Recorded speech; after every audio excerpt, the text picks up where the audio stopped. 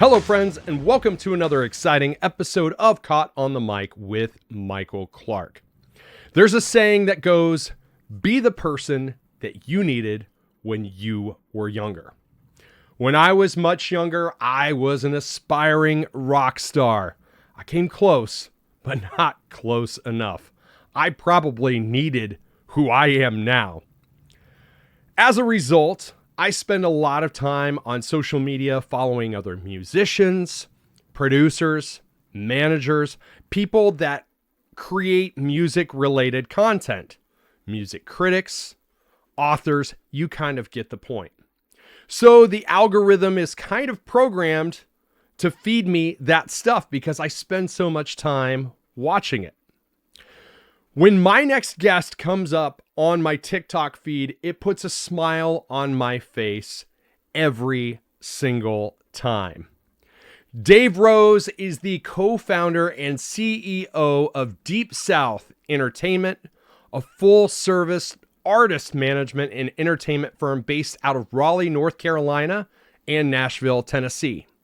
He has represented such artists as Lainey Wilson, Little Feat, Stryper, Sixpence None the Richer, Bruce Hornsby, and much more.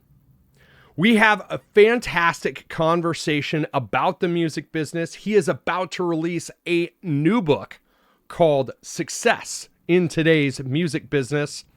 You can find it on Amazon, pre-order it, buy it, give Dave your money. He is a great mind. I'm proud to have him on the show today.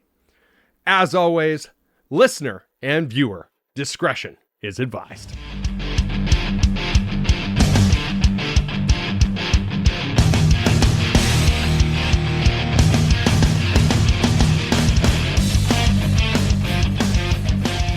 Ladies and gentlemen, if you follow any music content of any type, I know that the algorithms of TikTok have shown you my next guest. Dave Rose is the CEO and co-founder of Deep South Entertainment. He's got a wonderful backstory, but even more importantly, he has some of the best advice I have ever heard come through TikTok. I tell you, a lot of what I talk about on my show kind of falls in line with the whole idea of be the person you needed when you were younger. I tell you what, I needed a Dave Rose when I was younger. I needed a Mike Clark, this version of Mike Clark, when I was younger. But Dave, welcome to the show. Thanks for being here, man. Thank you, Mike. Quite the introduction. Yeah, everybody needs a Mike Clark when they're coming through the business. So without any further ado, why don't you take this opportunity, introduce yourself, and let's talk a little bit about your origin story, because it's very fascinating, and the roster of artists that you worked with, fantastic. Thanks. Yeah, I've worked with some great folks over the years. I got started a little bit like you, Mike. I started by playing in bands, and probably much like you, I was making every mistake possible. Yeah, I mean, I was making them all. And, at a time when I was doing it, probably similar to when you were in the kind of the mid 90s, and into the late 90s, there was really it was really hard to find information, about anything. You couldn't, even if you wanted to hear what a bad band in Topeka, Kansas sounded like, you had to go to Topeka, Kansas and stand in a room and listen to that band.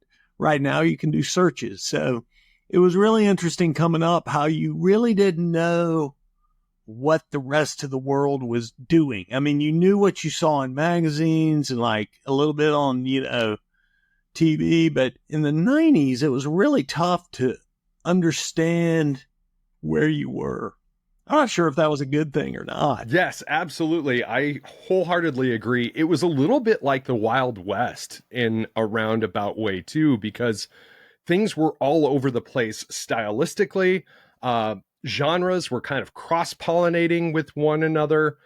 There was a different flavor of the week. There's a theory that I've floated around for a long period of time about why the music business as we knew it kind of fell apart. And that theory has to do with the fact that there were more one-hit wonders in 1998 than any other year in music history. And it kind of makes you wonder where the state of the business was at that point in time. I'm probably responsible for a few of those. Oh my gosh. Well, let's go down the roster and how you got into this side of the business. Yes, I was playing in bands and I was having very marginal, minimal success. But I thought, you know what? And I couldn't get a record deal. So I thought, well, you know what? I'm going to just start my own record label.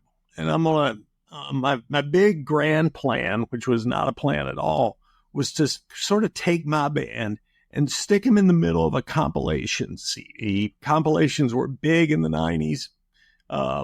And put my band right in the middle of all these other kind of rising regional acts.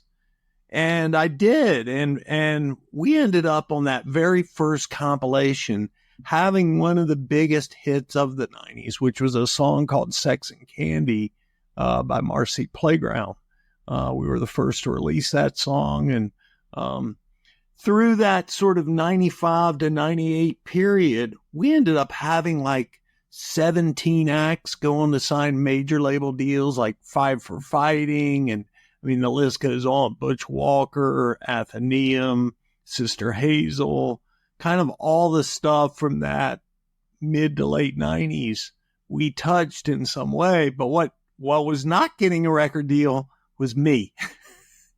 I was not getting a record deal. So I pretty quickly realized, like, okay, I think I'm better at selling music, at sort of the marketing of music than I am at making it. So I transitioned into the, this really went full force into creating a label. Because previously, when I first started, I was starting a label just to sort of self-serve my band. But I realized that's not going to work. And when I did realize that, that was great because I really dove in headfirst to the business of it. But right around 1998, a little thing called Napster came along, which was a real eye-opener for those of us in the record business. So even then, I had the foresight to say, okay, if I'm going to stay in the music business, it probably shouldn't be records right now. It should be something else. So we took a few of the artists that were on our label and converted them to management clients. And from there, we just started managing. We've been a management firm ever since. Our roster has included a wide gamut of artists ranging from Bruce Hornsby, the piano player, to Lainey Wilson, the Grammy-winning country artist, Marcy Playground, Sixpence None the Richer, Lit, Parmalee. I've been with 20-some years. I've been with the 80s hair band Stryper, and they're just one of my favorite bands to work with. They're so fun. But yeah, so it's kind of all over the map stylistically. Yeah, here's funny thing. You and I have such strong parallels because I did the same exact thing. 2004, 2005, I got a group of all my buddies' bands together, and we did what we didn't call it a record label, we called it a co-op, where we would just co-promote each other's shows. We would book together, but of course it was all about structuring events, not just a, headline gig down here and all these same bands open up. But we did the same thing. We did a compilation CD. We farmed it all over the Midwest. We booked shows throughout the Midwest. And it worked out really well because the whole idea was a strength in numbers approach to, dominating a really crowded market, especially since that was kind of the dawn of MySpace and the first entry into social media. Yeah. And for context here, Mike, what style of music were you playing? Because different genres operate differently as far as collaborations and things like that. It's funny because I think about the gamut of my career. I started off in a nine-piece ska band that used to open up shows for Slipknot back when they were a local band. And then I kind of migrated, I did the rap rock thing. I did the kind of an Incubus sounding thing. And then the band that I was doing at the time I started, the Co-op, was kind of a throwback Guns N' Roses, like, let's bring back guitar solos type gritty rock and roll band. And the band was called Reagan Era. And Reagan Era? Yeah, like Ronald Reagan. Oh, I love that. So, but yeah, I had a few other genres kind of follow after that project came to a close, but we had representation from all other facets of popular rock at the time. We had one band in particular that was like tailor-made for the MySpace audience. They were kind of a pop punk emo type band, and you just had to throw them on stage and the marketing did itself. And there were a lot of bands at that time that were like that. But I really was 311 from your part of the country. They were from right. Yeah, 311's from Omaha. Yeah. Because they were really like they were just killing it at that time. Absolutely. Well, they absolutely. still are, but Well, and that kind of leads me to a question for you in particular, as somebody that has managed artists, as you traverse the Napster model into the early days of social media. How did that impact the business for you, managing artists that were, had relatively decent sized hits at the time? Yeah. What's funny with management? Management is sort of in a very simple, in the simplest of terms, artist management is just helping artists. And what I've learned 25 years of doing this, I mean, it's wild to think, like when I first started consuming music, it was cassettes and vinyl. And now sort of vinyl is back again. But through all of this, I have seen cassettes, vinyls, CDs, downloads, free downloads, streaming, and then back into sort of, and now AI, navigating all of that. The one thing that stayed constant was artists need help figuring it out. Just figuring it out. Because it's, whether it's Napster, whether it's CDs, whether it's, no matter where it is in that gamut, and now AI, it's confusing. It's hard, and you need help. I mean, people ask me a lot of students and people just wanting to get in the music business. How do I get started in the music business? And I always tell them the same thing. Go to a show, go to any show, local band, any local band that you might like, any genre.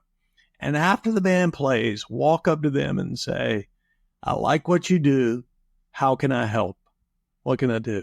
How can I help? And for me, that's what I did. And it started with like, oh, you know what? We're playing Saturday and we need somebody to sell our T-shirts. We stand behind the thing. It's, sure. All right, we're playing next Saturday. You want to come out early and help us unload the van? Sure, I'll be there. And it just get in there and help. And that's kind of, so it did affect the business. It's just affected it all in different ways. Yeah.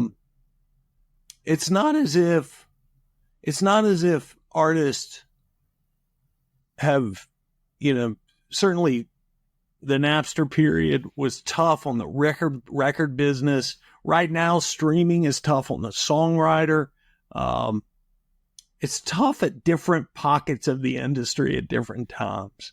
But through it all, they need help. Yeah. And in the context of that help that they need, are you seeing bands making the same mistakes now as they did 25 years ago, or are the mistakes different now? Oh, man. Of all the questions I've been asked, that's my favorite. I love that. I've never put that to thought, but in some ways it's similar. If you look back going back to the Beatles and into like current superstars of today, one thing that they have in common is this incredible perseverance. There is no plan B. They are doing this, and this is it. This is it. This is all they're doing. For the most part. I mean, there's exceptions to every rule, but for the most part. But the mistakes are similar in the sense that, kind of this quest for success and giving up too soon, or not seeing the needle move quite like you thought it would, so you give it up.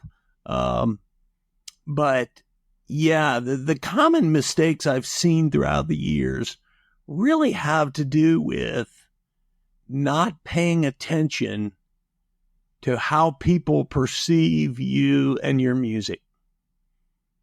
That's really hard to do, though, because it's personal, and it's very personal. And subjective. And subjective. And, my career, I wrote a book called Everything I Know About the Music Business I Learned from My Cousin Rick. And it came out about 10 years ago, did really well. But the premise of that book boils down to my cousin Rick was 10 years older than me, and I was a little kid, and I went to his house, and he had this wall of vinyl records, like thousands of them. And I come over to his house. He had just gotten a new stereo, and he said, "Dave, I want to play you this new record." And he goes to this wall of records, and he pulls down a record, and it's the first Boston record.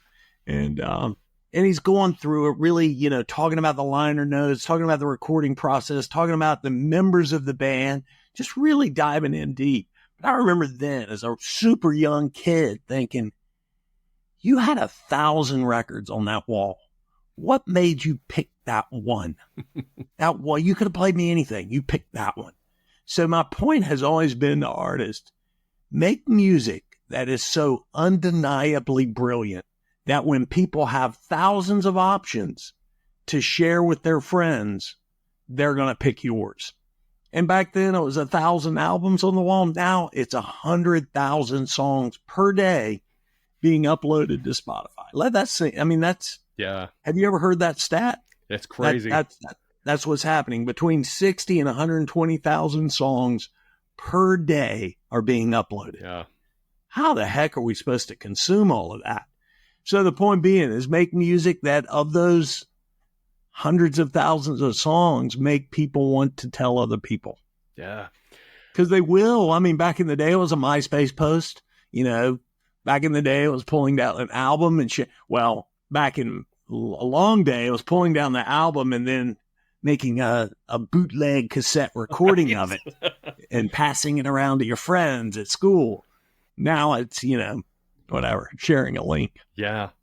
So being a timid observer, taking a step back and looking at artists as they're just starting out on the regional scene or the local scene, something along those lines. For you, just as an observer, casual observer, what is more frustrating to watch? A really stellar band with a poor marketing plan, or a really green band with a fantastic marketing plan? Because I know we've seen both. Yeah, I have. And I'll take the stellar band any day, because marketing we can fix. Marketing we can fix. In some ways you can fix the music, but it's a little more, that's a little more something that comes a little, I don't know. I don't want to say you're completely born with it, but in a lot of cases you're born with it. Yeah, there's a conceptual form of chemistry that you either have or you don't when you work with certain configurations of people. And that was something that I had to learn the hard way throughout all of my time. And, there were some earlier bands that I was in that I look back on and I'm like, that band should have never seen a stage ever. Or that iteration of a band should have never seen a stage ever. Okay, now I'm going to be asking you that band name so I can YouTube and find clips a little bit later. But the thing is, timing is also such a big deal in the music business. And if you are in a market that's white hot, like, it's hard to keep yourself off of a stage from time to time, even if your project isn't fully prepared. And so it's weird because you make those mistakes, even if you're not fully aware of the fact that you're making a mistake in that moment. I tell bands all the time, like, you might be in a situation where you just haven't written that song yet. You know, a lot of times it is just the stars aligning at the right time with the right, right song, right lyrics, right. I mean, think of the numbers of artists that have been around for 10, 15 years before their first song broke. And, you and I met on TikTok, and I love that there's a world now. Here's my take on the music business. I think 2024 is the best time in the history of music to be in the music business. I just do. It's got lots of problems. AI, Spotify payment system, lots of problems. But could you imagine if I were to come to you, Mike, in your band in 2003, 4, 5 and say, you know what? I could put you on a platform where someone in Indonesia can hear your music and like you and become a fan, and you don't even have to go there. Someone in Topeka, Kansas can listen to your music and like it and become a fan, and you don't even have to go there. And they can play your music millions and millions of times, as much as they want. Could you imagine if I would have said to you back then, like, hey, there's going to, what a great thing. Yet somehow between then and now, we tend to complain about it a lot. We tend to complain about the problems with TikTok, the problems with Instagram, the problems with Spotify. But still, to those of us that remember, it was virtually impossible to get someone to hear your music outside of your immediate region up until fairly recently. And when I say fairly recently, I even mean like Facebook and Instagram really didn't do that well in the beginning. Right. You had to go out, and first you had to find your fan on Facebook. Then you had to convince them to follow or like your page. Then you had to hope that Facebook would actually show them anything you cared to share. So still, even in that early stages of social media, finding a fan was hard. Now, whether it's TikTok or YouTube Shorts or Instagram Reels, we have algorithms built to find our people. You and I, for example, probably would have never met in another time frame. Right. It's beautiful. Absolutely. Absolutely it is. But that's a great kind of segue to my next question is, how would a new artist kind of traverse some of the harder to juggle algorithms right now? When TikTok first burst out, it seemed like, much like the 90s, it was the Wild West. But now it seems like it's a little bit more intense and a little bit more controlled by the platform than, say, it even was a year ago. So how would a new artist, shake up that algorithm so they get noticed?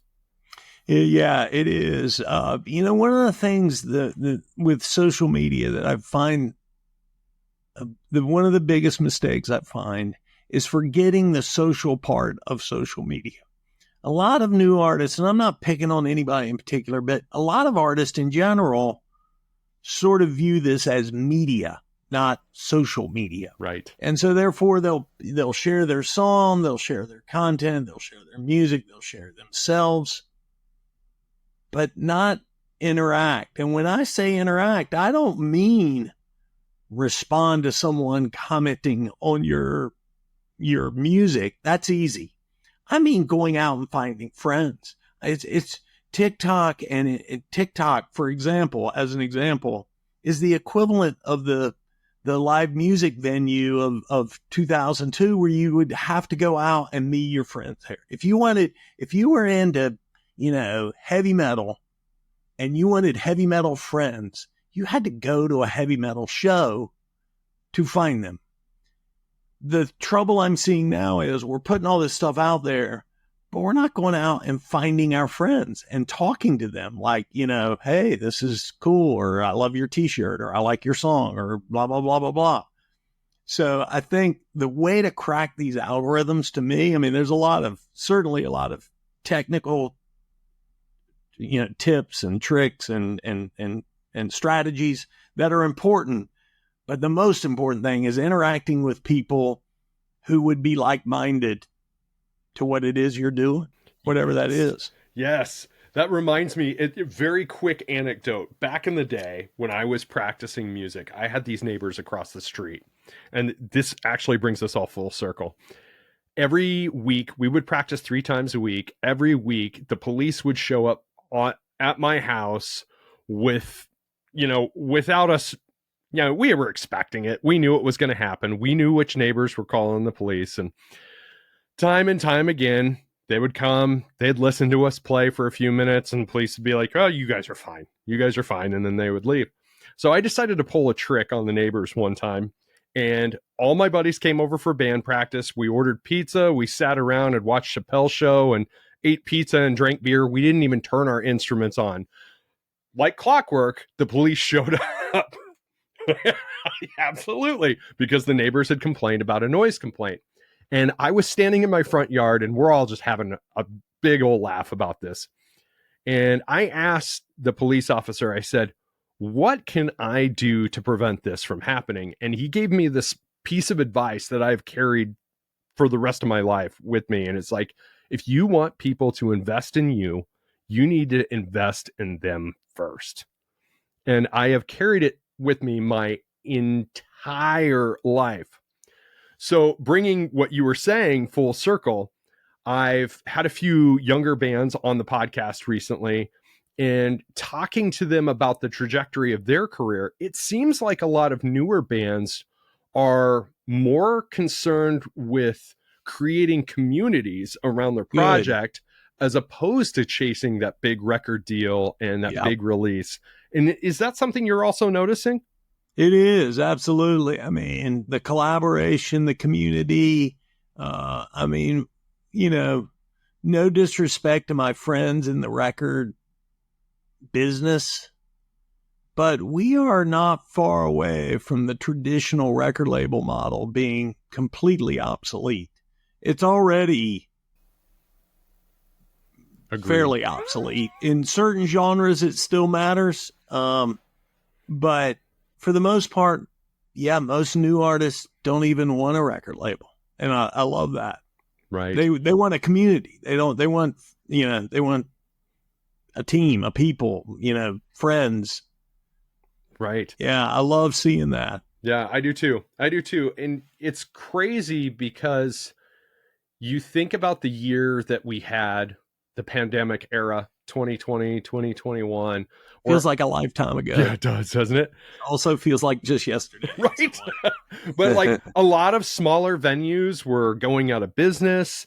And then it seems like in the past 2 years, all of a sudden, a bunch of new venues are popping up all over the place, to the point where I even look at my old home area of Omaha and I'm like, man, is the market getting a little bit crowded, or were people really that entertainment starved for that period of time that they didn't have that as an option? And go ahead. Oh, I was just going to say, I attribute that to that same sense of community for sure. Right now, as we talk in New Orleans, there's a convention for NIVA, NIVA, which is the Association of Independent Venues. And that was created during the pandemic to bring venues together. And it is beautiful to see kind of venues re-rising again. It's fascinating that they survived. They would not have survived without help, but it's just amazing that we still have live music venues. Yeah. What blows my mind is I think in the last year alone, we've had 3 larger to mid-sized venues open up in the Omaha area, to the point where we do have choices every night of the week where we have 3 or 4 big shows to choose from. And our city is not that big. So it's great. I love seeing it. That's awesome. Yeah. I mean, it's what's interesting about post-pandemic touring though, is it is very hard for artists in the sense of even though venues are back on the rise, we still have fewer venues in 2024 than we did in 2019. Yet every band that was, in their basement for 2 years during the pandemic, they're all wanting to tour now. Yeah. So you have 2 issues with touring right now. One, you have more acts wanting to tour than there are venues to hold them.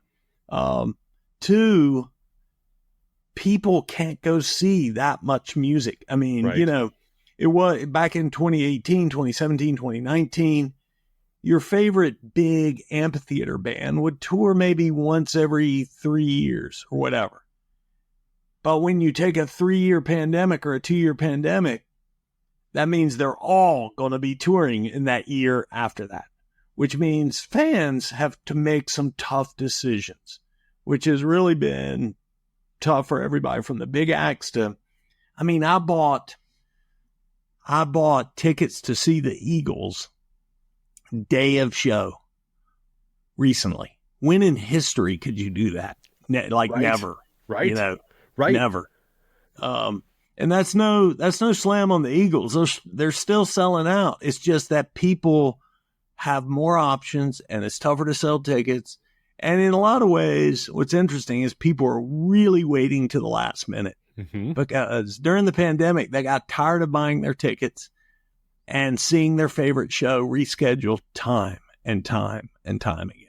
Yep. So finally, they just said, you know what, I'll just wait until the last minute. Yes. Another great segue is the idea of oversaturation.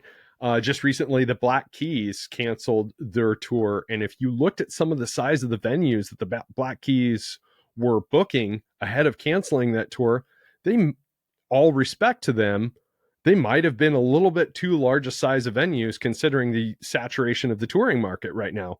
So that's on the big macro level. If you were to take it down to the micro level, a piece of advice I used to deal out to younger and newer bands all the time was treat every show as if it were an event. Oh my God, yes. You do not want to play your home market any more than once every 6 weeks and treat it as an event. Maximize your audience all in one shot while you can. Promote the hell out of it, advertise it really well, but make yourself look like that valuable commodity that they can only see once in a while, and that'll carry you through for a good period of time. Uh-huh. So what are some advice that you have that's similar to that? Yeah, I mean, I even go so far as to say, like, give the event a title, like call it a festival, call it a thing, call it whatever.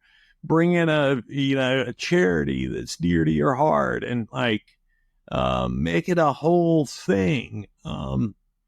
Yeah, I mean, I had a band say to me, and you know, all of this too relates to the size of market that you're in.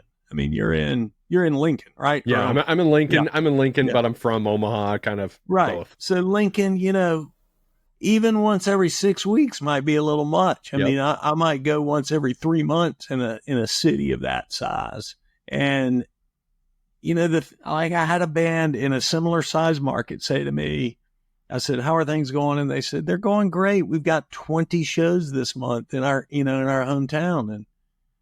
And this was an original band. This wasn't a cover band that's playing like, you know, background music. I said, man, I hate to tell you, but that's a tough, you can't get all of your friends and fans out 20 times in a month. You can't get them out barely once a month. Yeah, I mean, touring is strategic. You know, what's funny about TikTok and Instagram and all the stuff going on right now, the reason for playing live, there's really about only one reason. Well, this a little bit depends on the genre, but for the most part across genres, the main reason to play live is for fun. Yeah. It doesn't make you a whole lot of money. And there's a whole lot more ways to get fans. I met a kid the other day who's probably 17 years old, millions and millions of streams on Spotify, hundreds and millions of streams on Spotify.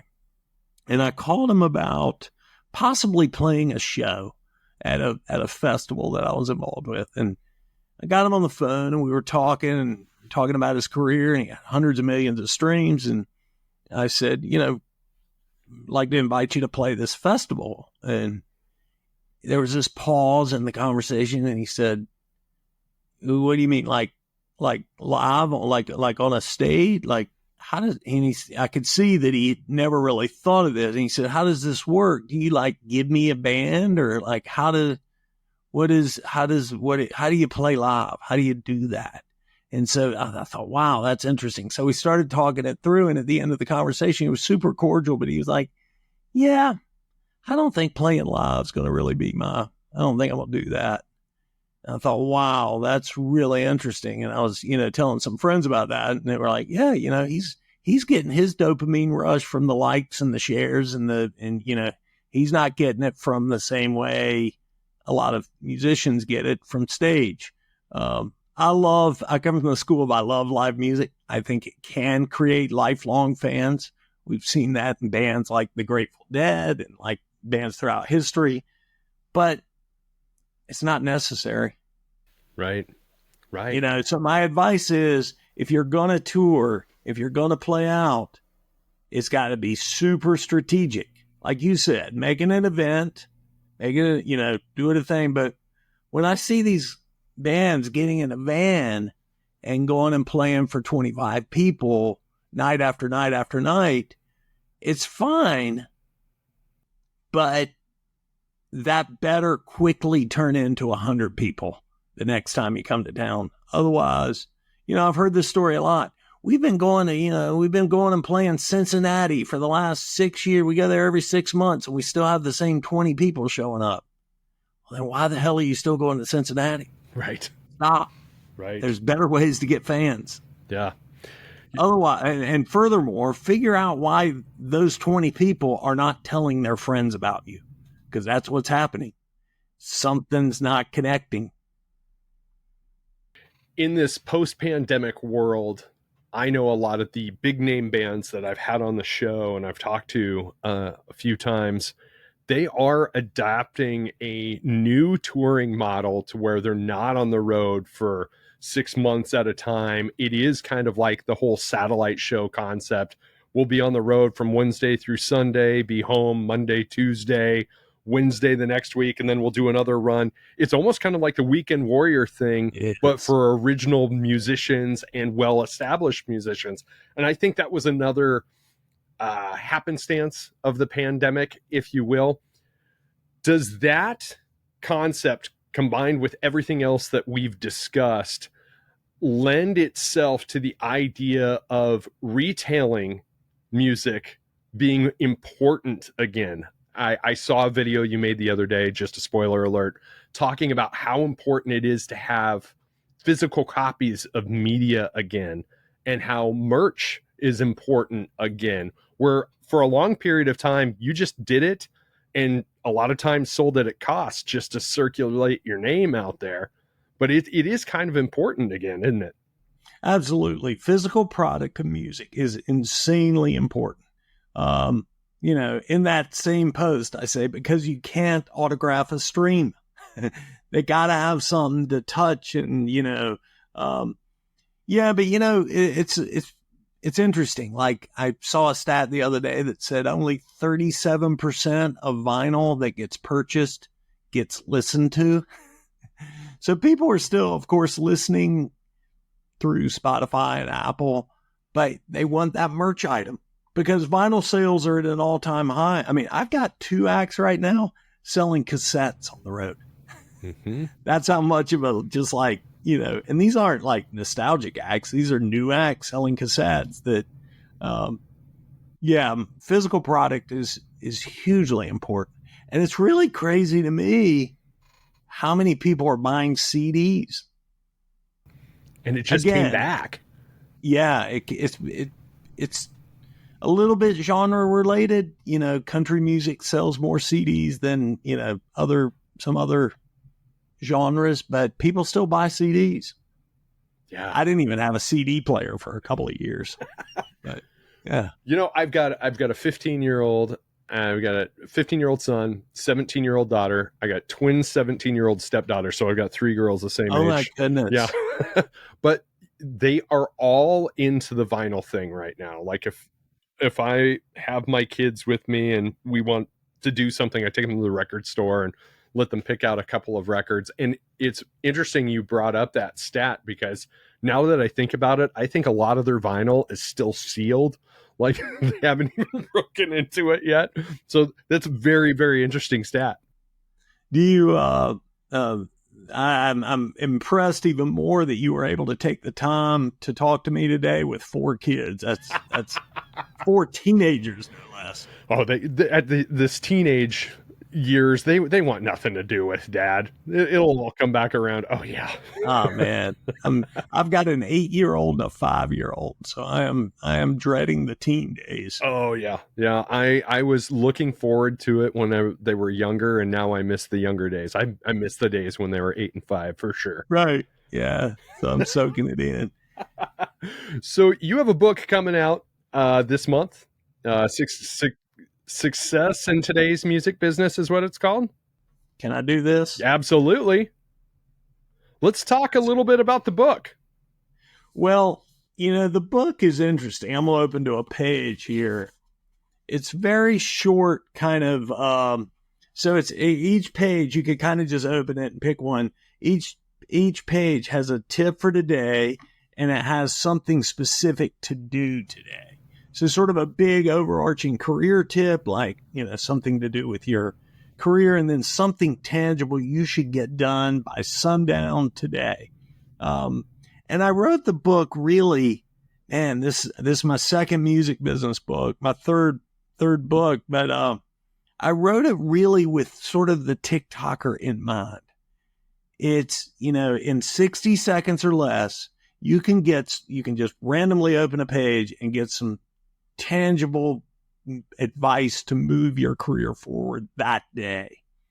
And I don't know, I haven't studied this. I have no data on this, but I personally find myself reading long books less and less than I used to.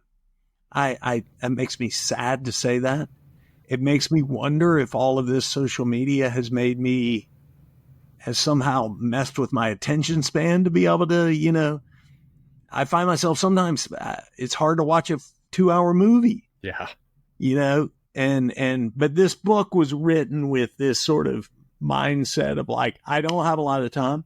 I got 60, 90 seconds. Let me find something to do today. But if you complete the whole book, it's 101 steps. You are going to find in that time frame, your life is very, very different. Ah, I love that. I love that. Bringing it all full circle. Be the person you needed when you were younger. It is, man. This is my Mike Clark right here. This is, I love that. I love that. Dave, my favorite closing question that I ask every single one of my guests, no matter who they are, is what's your advice for making the world a better place tomorrow than what it is today? Man, I love that. Well, I tell my kids all the time to be kind. And we were talking just last night about a Mother Teresa quote. This sounds very cliche in a time like this, but I was teaching my 8-year-old about Mother Teresa for some reason. And she's got a quote where she says, if you want to make the world a better place, it starts with a smile. And so, yeah, that's kind of my advice to make the world a better place. I mean, it seems really simple, but just be kind. We just need more, we've got a very divided world, very divided country, very divided times like I've never seen before. And kindness wins always. Love that. So I got a question for you. Of the many times you have asked that, what's something that has stood out that someone said? Do you remember any advice that someone gave? That not one thing in particular, as much as it is odd, the types of responses I get. You would think that I would get kind of crickets if I'm asking a professional fighter that same question. But they tend to give me some of the best, most well thought out answers to that question. And I kind of attribute that to, cognitive bias. Like we go into a conversation with somebody thinking we're going to get one thing, and then we get pleasantly surprised by the other thing that comes out on the other side of it, which goes to the whole idea of don't ever judge a book by its cover. Like, open the book and read it. You know, spend some time living in it, spend some time in somebody else's head. And that is a lot of what the foundation of this podcast is all about. I tell my friends and everybody, my podcast is a Trojan horse. You might think that you're listening to a conversation with a musician or a conversation with a fighter, but what you're listening to is a conversation with another human being that's experienced some things. So even if you're not interested in what their background of expertise is, listen to this episode because you could learn something about yourself in the process. Well, here's what's funny. We're getting ready to get off this episode here, and I've listened to a lot of your episodes, and I'm looking at a second screen with all of them up on my screen here. I'm now going to go through every one and fast forward to the end so I can hear this advice of every single one of these folks. I'm seeing some advice on here where I'm like, I got to find out what Ben Curtis has to say here about that, or whatever. I love that. I love that. What did you tell all my listeners where they can find you and follow you at? Thanks. Yeah, you can get me. The best way is deepsouthentertainment.com. That's sort of my company's page, and you can spider web your way through to finding me on TikTok or Instagram or anywhere else. And I will, of course, tag Dave in all of the promo for this episode. He is one of my most favorite follows on TikTok. It makes me smile every time I come across one of his posts. He always has great words of wisdom for all of you, whether you're in the music business or not. Dave, thanks for doing the podcast today, man. The world's a much better place with you in it, my friend. Thank you, Mike. Thanks a lot for having me.